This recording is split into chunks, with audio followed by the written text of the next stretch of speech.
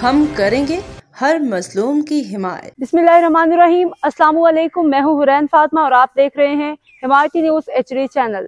नजर डालते हैं आज की अहम खबरों पर।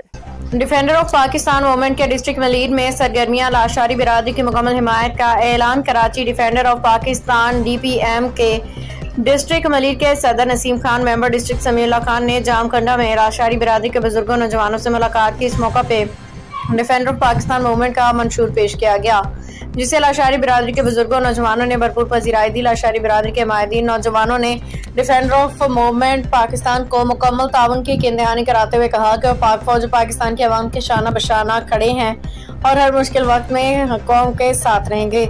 इस मौके पर जामकुंडा में डिफेंडर ऑफ पाकिस्तान मूवमेंट के एडॉक बॉडी का भी क़याम अमल में लाया गया, जिसके अरकान का मुतफ़िका तौर पर इंतखाब किया गया। इंतखब होने वाली अरकान में दर्ज झैल शख्सियात शामिल जाहिद लाशारी, परवेज लाशारी, फराज लाशारी, शरीफ लाशारी, जाकिर लाशारी, सादिक लाशारी, जावेद लाशारी। रिपोर्ट हकम अली दल।